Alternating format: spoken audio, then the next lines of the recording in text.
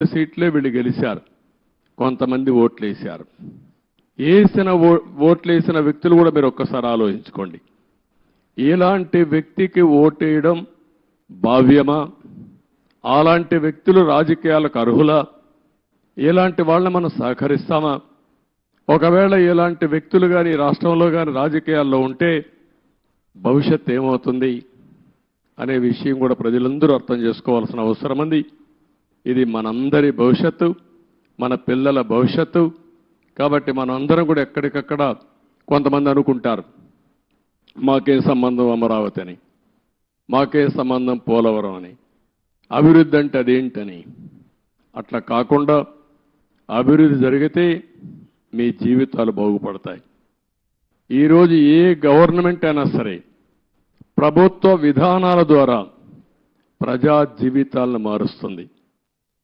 అటు కేంద్ర ప్రభుత్వంలో ఉండే నరేంద్ర మోడీ గారు కానీ, వివిధ రాష్ట్రాల్లో ఉండే రాష్ట్ర ముఖ్యమంత్రులు కానీ, ఇక్కడ ప్రభుత్వం కానీ మీ జీవితాల్లో వెసులుబాటు తీసుకురావడం, మీ జీవితాల్ని బాగు చేయడం, ఒక పక్క సంక్షేమ కార్యక్రమాలు చేస్తూనే ఇంకొక పక్క అభివృద్ధి కార్యక్రమాలు చేస్తూ తాత్కాలికంగా మీకు వెసులుబాటు ఇవ్వడమే కాకుండా దీర్ఘకాలంలో మీ జీవితాలకు వెలుగొచ్చే విధంగా చేయాల్సిన బాధ్యత ప్రభుత్వాలపైన ఉంది. ఈరోజు హైదరాబాద్ని అభివృద్ధి చేశాం. దాని ఫలితాలు అక్కడ ప్రజానీకం ఎంజాయ్ చేస్తున్నారు. అదొక తృప్తి నాకు. ఆ రోజు నేను వేసినటువంటి ప్రతి ఒక్క కార్యక్రమం చేసిన అభివృద్ధి కానీ, లేకపోతే వేసిన ఫౌండేషన్లు కానీ, ఆలోచనలు కానీ ఏది పెండింగ్ పెట్టకుండా ప్రతి ఒక్క ముఖ్యమంత్రి చేతనైనంత వరకు ముందుకు తీసుకెళ్లారు. చేత కాకపోతే వదిలిపెట్టారు. ఎవడు విధ్వంసం చేయలా. కానీ ఇక్కడికి వచ్చే కొందికి విధ్వంసం జరిగే పరిస్థితి వచ్చింది. ఒక్క విధానం మీరు గుర్తుపెట్టుకోవాలి. ఒక్క ఐటీకి ప్రాధాన్యత ఇస్తే ఈరోజు ప్రపంచంలోనే తెలుగువారు బ్రహ్మాండంగా రాణించే పరిస్థితికి వచ్చారు. ఎన్నో సంవత్సరాలు కాలేదు, 25 సంవత్సరాలే. 25 సంవత్సరాల్లో ఎన్నో దేశాలకు వెళ్ళిపోయారు. నన్ను అరెస్ట్ చేసినప్పుడు చూస్తే నా జీవితంలో ఎప్పుడూ మర్చిపోలేను. 70-80 దేశాల్లో నిరసన తెలియజేశారంటే ఆ దేశాల్లో వీళ్ళు ఉన్నారని ఆశ్చర్యం వేసే పరిస్థితికి వచ్చింది. నిన్న కూడా మీరు చూశారు ఎన్నికల్లో అందరూ కూడా ఉదయం 8 గంటలకు 7 గంటలకు వచ్చి రాత్రి 2 గంటల వరకు ఓట్లు వేశారు.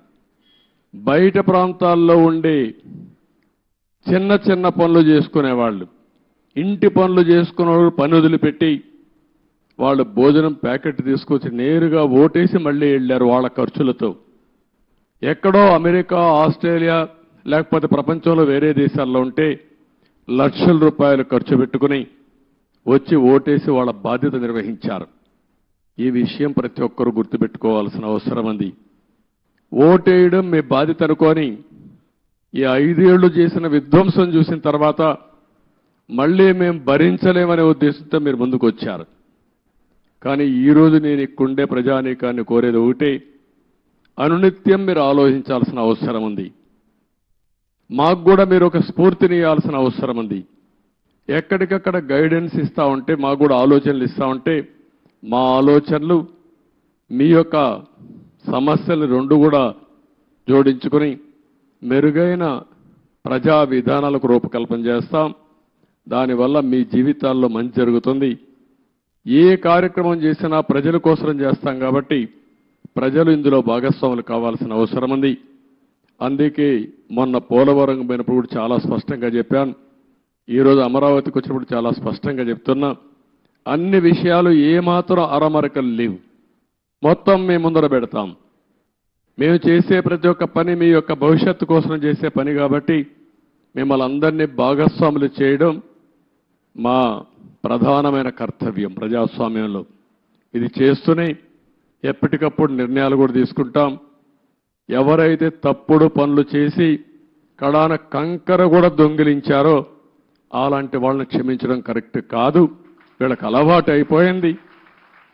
అవి చేయడంగానే కాకుండా మళ్ళీ ఇక్కడ వాళ్ళ ఇష్ట ప్రకారం రౌడీజం చేయడం, అందరినీ బెదిరించడం, అడ్డం వస్తే కొట్టడం, ఇష్టానుసారంగా ప్రవర్తించడం ఎన్ని జరిగాయి. అవన్నీ కూడా ఏ మాత్రం కూడా ఎవ్వడి ఆటలు ఎక్కడ సాగవు.